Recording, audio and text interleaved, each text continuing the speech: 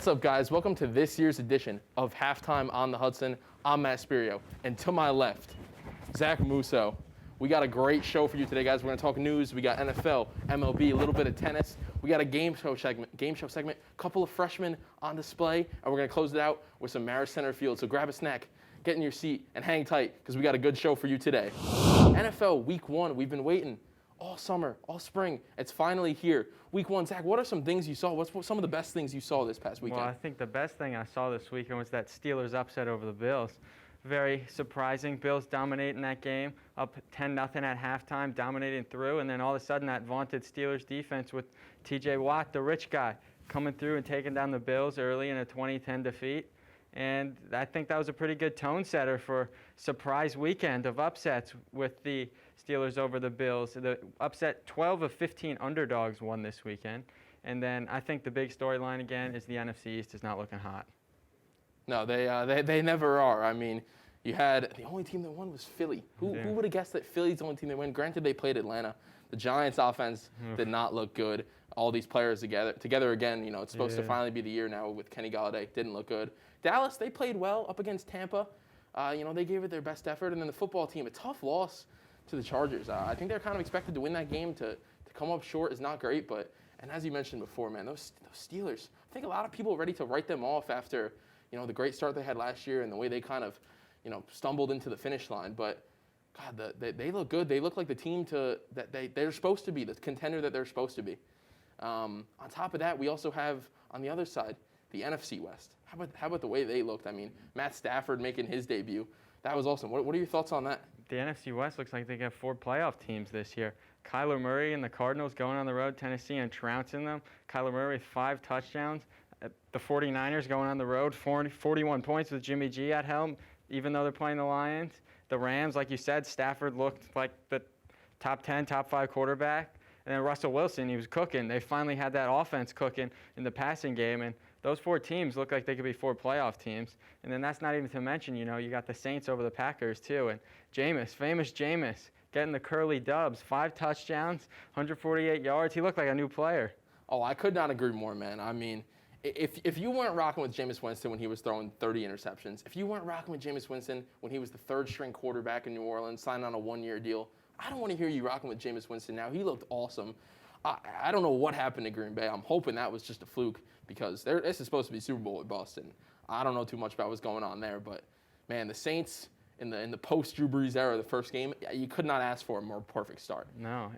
And then really all those games we had, Sunday, the slate was awesome. But the game of the week, Monday Night Football, Raiders, Ravens. What did you see out there, Zach? There's some sloppy football in that one. The Raiders and the Ravens, it was a battle throughout the game. Derek Carr had a pretty damn good game, 435 passing yards, which the most in the league.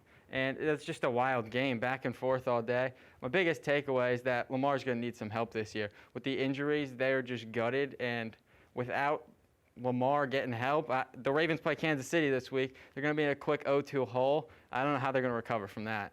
Yeah, I mean, Alejandro Villanueva at right tackle, he was crushed, struggling against Max Crosby. It's rare you hear a defensive ends heard that many times in a game.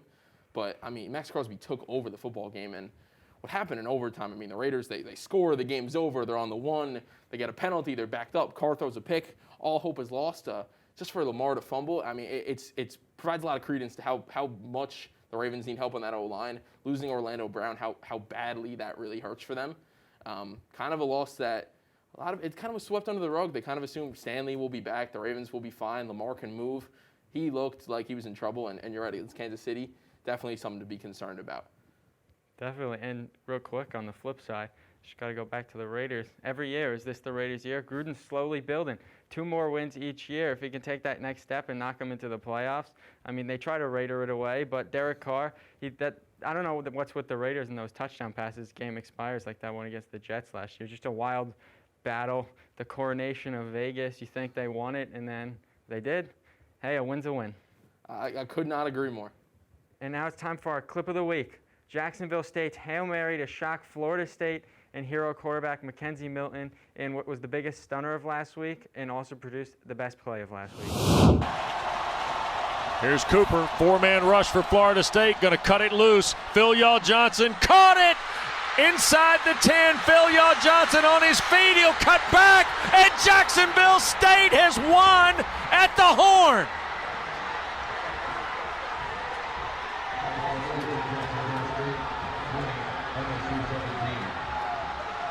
On the final play of the game, Zarek Cooper. All right, now with the page, flip to baseball.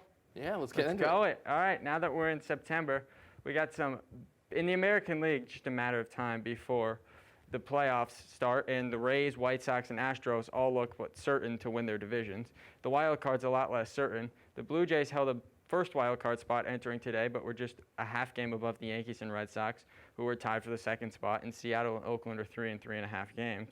So Matt, who do you think's going to get in those wild card spots? Oh man, Toronto, they look unbelievable right now. That lineup is maybe the most frightening in the AL at this point.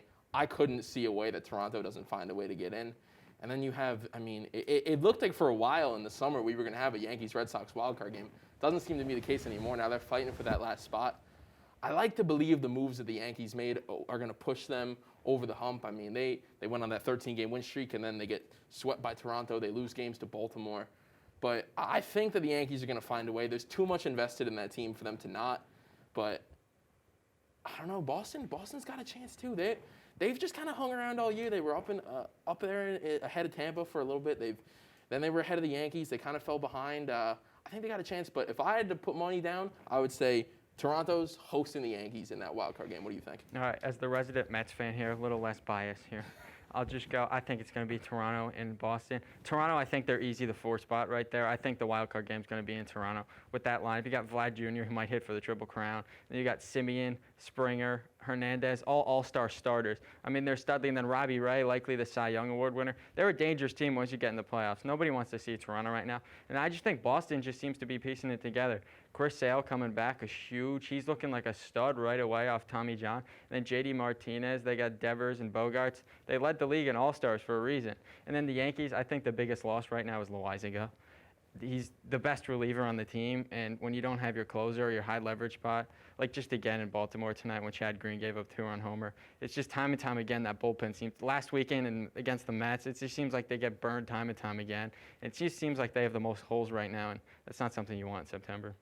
No, I definitely couldn't agree. And speaking of teams who, when we're talking about teams that have holes, how about a team that looks virtually unstoppable? The Giants. They became the first team to clinch a playoff spot in the win on Monday against the Padres. They currently sit 45 games above 500, and they're 2.5 games ahead of the Dodgers in the NL West. It's the first time they've made the playoffs since 2016. They lost to the Cubs in the NLDS in that series, but it's the same guys that used to be. It's Posey, it's Crawford, it's Belt. The pitchers are different, though. You have Gausman, who looks awesome, DeSclafani, who looks awesome, and what do you think? You think they can hold off the Dodgers? And I'm sure we're going to have this conversation a lot, but let's talk regular season for now. We'll get into who we think's better later on, but yeah, you think they can hold off the Dodgers? I don't know. It feels like we've been asking this question since July. Can they hold off the Dodgers? And so far they have. They're up 2.5 games on the Dodgers right now, and with only about 15 games to play, they're beating everybody. They just got to beat the teams in front of them. They got the Padres a bunch left on their schedule, and the Padres look horrible right now, and they're just plummeting. I think the Giants are going to hold off the Dodgers, and the Dodgers are just stupid loaded with Scherzer and Kershaw and Urias and Buehler coming at you and around. There's no wins on that. Their lineup 1 through 8, most of those guys could be 4 hitters on other teams. I think the Dodgers it'll be interesting because one of those teams is going to be in a 1-game playoff. The best way to beat the Dodgers in the playoffs is to get them in a 1-game playoff where you just need to beat them once. But I think the Giants are going to hold them off. What you said, the pitching staff with Gausman and DeSclafani, even Johnny Cueto coming back, and then everybody on the Giants is having a career year. Everybody's OPS is the highest it's been, and with Buster Posey and Brandon Belt and Brandon Crawford, 3 guys who are 3-time champions, there's no reason to believe they can't do it again. Yeah, it's really remarkable how the Giants have found themselves in this spot. I mean, again, you're right. We've talked about it all summer. No one expected them to be here. The Dodgers were, the belle of the ball coming into the season, and they've just been on the Giants' tail all year, and there's no signs of it stopping. So I'm with you. I think the Giants will enter the playoffs as that 1 seed. But if you want a hot take right now, neither the Giants or the Dodgers will make the World Series. I think the Milwaukee Brewers will make the World Series. The best season in franchise history, and Corbin Burns, Peralta, and Woodruff, all guys who are all-stars. Josh Hader in the bullpen, Devin Williams in the bullpen. They have 5 of the best pitchers in the National League. And with that offense starting to hit now, with Christian Yelich out there, it's just about time. He's been cold this year, and they're 25 games over 500. With that pitching staff, it's going to be hard to score runs against them. I think the Brewers are going to be in the World Series. I think that's I get what you're saying. I know you want to be a little contrarian here, but Pitching wins in October. Pitching wins in October, and it's going to be tough to beat the Dodgers in October, let me tell you. Max Scherzer has looked virtually unstoppable since coming to L.A., and they got so I don't even know who you pitch in a wild card game if you're the Dodgers. Yeah, that's I don't all even of them. know. All of them. You just let them go 2 innings each. I don't even know what they're going to do. So it's certainly going to be fun to watch in the coming months. I mean, I look forward to where the MLB playoffs are going. And with our final story of the day, Novak Djokovic. He came into Sunday looking to win the calendar Grand Slam. Comes up into the U.S. Open. He's won 3 this year. He's looking to become the first to do so since Rod Laver in 1969, but he lost 6-4, 6-4, 6-4 to Daniil Medvedev. And in doing so, he came up just short of not only holding the calendar Grand Slam, but the all-time leader in Grand Slams. He's now still tied with Nadal and Federer at 20 apiece.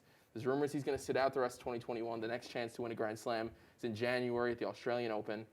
What are your thoughts? I mean, a lot of people, when they look at Djokovic and they look at Federer, they look at Nadal, Djokovic isn't held in the same light, but he's just as talented, if not more. He's going to have a chance, probably will become the all-time leader in Grand Slams. What are your thoughts, what you saw out there on Sunday, and what you see going forward for this? Yeah, well, Djokovic, it's kind of shocking just to see him like self-destruct like that. He seems like unhuman. He's like alien-like. He just dominates everyone. And then Medvedev came out there and just from the punch, you're like, all right, when's Djokovic going to turn this around? When's Djokovic going to get back and take the lead here? He just never did. Medvedev, it feels like it got buried because it was the first week of the NFL season, at least in like the United States. We got buried a little bit, but Medvedev came out and you just punched him right from the start. And it is interesting because that was a prime chance for Djokovic to take over the Grand Slam all-time lead, especially with Nadal and Federer both out right now. Nadal and Federer should both be back in Australia. At least Nadal will be back. Federer's still recovering from knee surgery. But, man, that's a tough one to lose, especially when you could hold all 4 Grand Slams at once because, like you said, that's a very rare occurrence. So that would have been cool. But Medvedev, I don't know. I can't really root for Djokovic. He just seems like the villain. He just wins all the time. It seems like it was cool to see Medvedev. Everyone is behind Medvedev, who is a villain in himself. Everyone was behind Medvedev, but I've never seen a stadium quite like in the U.S. Open the way they were rooting for Djokovic. It's almost, I mean, he even said it after the match, the first time in his career that he's felt that kind of love, and it kind of came from a horrible situation because I think the only reason he was getting that love is because he was falling behind so much and everyone wanted, like, they want the upset, the history, They wanted history to be made, and for the first time, he has people on his side. He couldn't deliver. Yeah. It's unbelievable. So a lot of great sports stories going on this week. A lot going on in the future. NFL is just getting started. MLB playoffs coming to they're right on the radar, right man. on the horizon. It's very exciting. 2 weeks. Yeah, it's very, very exciting. So that's all we got for you in news here today, guys. We're gonna kick it over to our first episode of our game show segment, Prove Your Point. We got a lot more to discuss there, and I'll see you there. All right, guys, welcome to the first episode of this season of Prove Your Point. We got 2 freshmen here today. We got James, we got Braden. We're going to talk NFL, MLB. Let's get into it. James, our first debate, we're going to start with you. Which division do you like better? They're all 1-0. The NFC West or the AFC West? Give me your thoughts. I got to go with the AFC West. It just looks very dangerous this year. You got the Chiefs with Mahomes, Kelsey, Tyreek. Easily one of the best trios I have ever seen in football. They rival some of the best in the world. Then you got the Raiders, who honestly are pretty sneaky good this year. You got Carr, who's a top 15 QB. Darren Waller, who is easily top 3 tight end. Just offensive machine. Josh Jacobs, he looked pretty good the other night, I will say. And that defense, man, that defense was giving Lamar nightmares. Nightmares, I say. Then you got the Broncos. I honestly really love that team. The defense is looking good with Von Miller back and healthy as ever. Bradley Chubb is looking pretty good too. Teddy Two Gloves on the offense. I didn't think it was going to work, but it looked really good. Jerry Jeudy, route machine. Stinks that he got hurt, but once he comes back, he's going to be a monster. And then Melvin Gordon with the 70-yard touchdown. Just that offense and defense together, I honestly do think that they could be a sneaky playoff spot. And don't get me started on the Chargers. Justin Herbert coming off of his Offensive Rookie of the Year season with Keenan Allen, who is criminally underrated as a wide receiver. I don't understand how you can hate that team. Just so good on both sides of the ball. That defense, Derwin James is back. You got Joey Bosa. They are just electric, both sides of the ball. No, yeah, I definitely agree with that. A lot of good points there. Definitely, I can see any of those teams making the playoffs. Obviously, Kansas City, but a lot of those teams have a chance to sneak in there. Braden, I'm curious to hear your thoughts. What do you have to say? I got to go with the NFC West. When I think about the NFC West, I think about powerhouses on both sides of the ball. You got the Rams offense with, in my opinion, top 5 quarterback, Matt Stafford, this year. He's been on the wrong team his whole career. Now with the actual offensive weapons like Robert Woods, Cooper Kupp, and even Tyler Higbee, he's easily a top 5 quarterback, even top 3, if you can argue it. Then you got the Cardinals, another high-power offense. Kyler, I mean, first overall pick a couple years ago. You got D-Hop, arguably the best receiver in the league. That's a whole other debate, though. How about that Cardinals defense, too? Yeah, give me Chandler Jones. I mean, the Cardinals defense shut down the Titans offense. High-power offense to, 13 points? Something like that, yeah. Yeah. And, I mean, you got to go here with the Seahawks, another powerful offense. One of the best, if not the best, wide receiver duos, Tyler Lockett and DK Metcalf. And their defense, once again. And then you got to go with the Niners. Very good run game. Even when Mostert hurt, you got to put trust in Elijah Mitchell, Trey Sermon, and Hasty. All great running backs. And you got receivers, Deebo Samuel. And you got the defense, Bosa. And then even Garoppolo has been playing pretty good. And if all else fails there, you go Trey Lance. Yeah, I think the NFC West, they got Russell Wilson, Kyler Murray, Matt Stafford. I could see any of those guys winning MVP. All of those guys are great candidates. And, I mean, the AFC West, I mean, obviously you got Mahomes, Herbert's looking awesome. And even Denver and Vegas are both pretty solid options. We got a lot of good teams here. This is tough. I'm really thinking about it. But the firepower of the NFC West and those teams you brought up and that Cardinals defense, that's what does it for me. I'm going to have to go with you on this one, Braden. First point here goes to Braden. And in our first debate, we're going to move it over now to a little MLB. Now, we have the Giants and Dodgers. They're kind of vying for the NL West, and we have that first wild card kind of locked up between those two teams. But someone else have to play in that. They have to play somebody in that wild card game. And there's now a bunch of teams in the mix. Braden, we're going to start with you this time. I'm curious, who do you think is going to be the second team on the road in that NL wild card game? I mean, I got to go with the Padres here.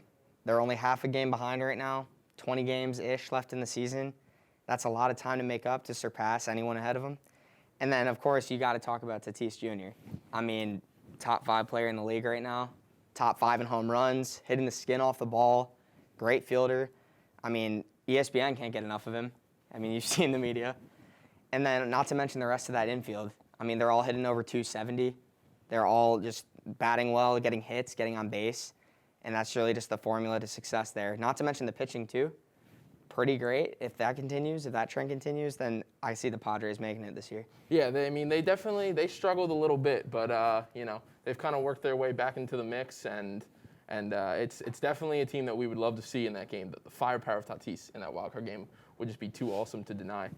James, I'm curious, your thoughts. What are you thinking? How are we feeling? Honestly, I got to take the Cincinnati Reds. You got that firepower with Joey Votto, Nick Castellanos. Like, that team could be sneaky good and sneak into the playoffs. They're 75-70 right now, right behind the Cardinals in the NL Central.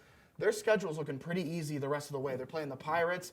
They do have some road bumps with the Dodgers and the White Sox, but the Pirates, easy team, joke of a franchise. They can easily just win out, hopefully make it over those Cardinals. We got to get Joey Votto back in the playoffs, get him there. Castellanos loves hitting home runs no matter what happens. This team, I honestly think, can make the playoffs and maybe potentially beat the Dodgers. Wow. We're going out on a limb there, and we got two good teams here. Firepower, Tatis, the solidity of those Cincinnati Reds. Joey Votto, man, just gets on base. Man, this is tough, but I think I'm with you. I think I'm feeling about the Reds. I think when it all comes together, they're just a more complete team than the Padres, who they have some superstars, but they got some holes in the bottom of that lineup. The Reds, they look real solid, and I think not only could they get in, but I think you're right. They have the best chance to knock off a team like LA or San Francisco. So now we're tied 1-1, 1 point each, guys. We're taking this into the last round. We're going back to football. Rookie quarterbacks on display this week. I'm curious who you guys think was the most impressive rookie quarterback in week 1. James, we're going to start with you. Give me your thoughts. Mac Jones, man. I can't say enough about him. Coming out of Alabama, he already is looking like a seasoned NFL vet. He's got that poise in the pocket. He's dropping dimes to his receivers and tight ends. He's working that offense very well, a lot better than some people might have thought. it was a good idea for them to stick with Mac over Cam Newton, in my opinion, because we need that firepower. We need that young talent who can come in and potentially bring the Pats back to the playoffs, bring us back to some glory. I love the way he's been playing. Like 102.9 passer rating. He threw for a touchdown. No picks so far. Pretty good. 29 for 39 on passing against a pretty solid Miami Dolphins defense with Xavier Howard. You got Byron Jones. That defense is pretty good, and he was throwing dots on that defense. Like, I can't say enough about him. He's just really good. No, I couldn't agree more. He definitely looks like the most solid option in New England compared to Cam, what he was doing with that offense last year. It looks like night and day in terms of what he could do, and a lot of people underestimated him. I'm happy to see him. I mean, they didn't win, but at least be in the football game. That's awesome. Braden, close us out. I want to hear your thoughts, your final remarks. Who was the best rookie quarterback in Week 1? Give me the new Broadway Joe, or should I say Broadway Zach. Zach Wilson is my best rookie quarterback performance easily. Yep, he had a rough half to start. 6 for 16 on completions.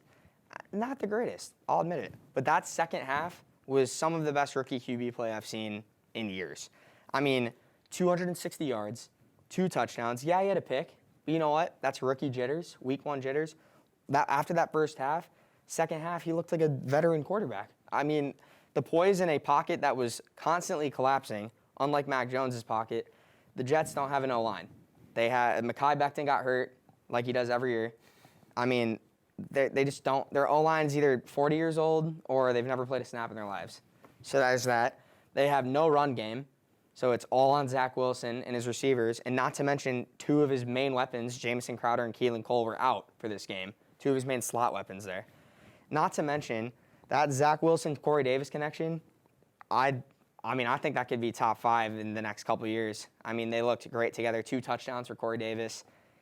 He looked really good. And with a crumbling O-line, the poise in the pocket he had, he knew when to throw it away. He knew when to scramble. You can't beat that. No, I definitely agree. And especially him and Corey Davis, man, they look awesome. Corey Davis is starting, for the first time, looking like the guy who was drafted 5th overall, which, I mean, you can credit that to Zach Wilson because it wasn't happening in Tennessee. And, I mean, Mac Jones, you're right, he's looked real solid.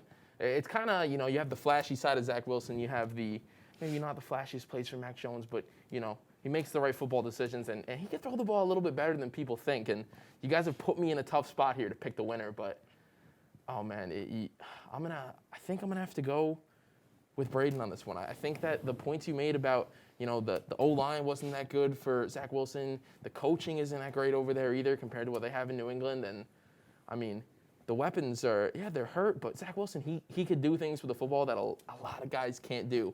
And you brought that up and you made some good points. And I'm going to have to go with you as the winner today. Congratulations, man. I appreciate it. With that being said, I mean, freshman v. freshman, it was a great competition we had here today. We're going to move on right after this to our final segment, talk about Marist sports. We have a little bit of soccer. I think football season is coming up underway. We have that going on, and we'll come to you right after this.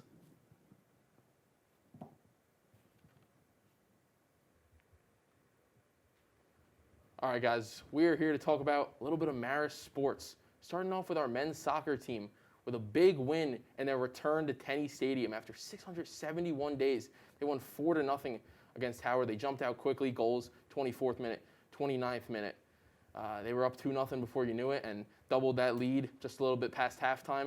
The unfortunate story of the game, however, senior goalkeeper Samuel Ellen got hurt. He had just come back. He got hurt against, I think it was St. John's, and he came back, wasn't able to finish the game. McDermott came in, finished the shutout, and Marist was able to pick up their win in their home opener. But things were not as fortunate in their next game after that. What happened there, Zach? No, yeah. In the 6th game of Marist season, they fell against 9th-ranked New Hampshire 2-1 on Tuesday night at Tenney Stadium.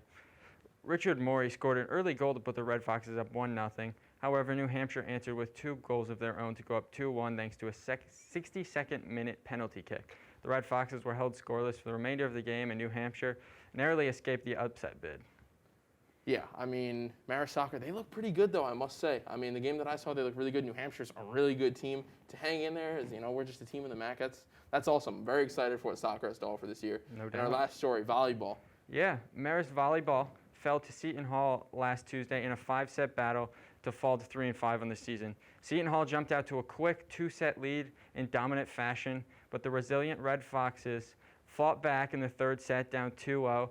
And when the score was tied 20-20, unfortunately, Marist senior Sasha Vandermeer suffered an apparent ankle injury and had to leave the game. The Red Foxes, clearly inspired, won the next 2 sets to force a 5th set, but in the 5th set, Seton Hall came out firing with an electric, dominating fashion, 15-4 in the final set to secure a big road win against Marist. Yeah, they almost pulled it off. They almost brought it all the way back. It's unfortunate they couldn't. Volleyball team, though, they look decent. Marist sports are looking decent in general, I must say. Football season is coming up. Basketball looks better than ever. Yeah, I mean, things are looking good. And if you want any Marist sports news, you can obviously find that Marist Center Field. It's all student publications. We follow every game. And a lot of news going to be coming. Sports back on campus. It's awesome, man. No doubt, so, yeah. Thank you guys very much. It's been a great show. Hope you enjoyed everything we did today. And next time, I hope you enjoyed it so much that you come back. And from me and Zach, we'll see you.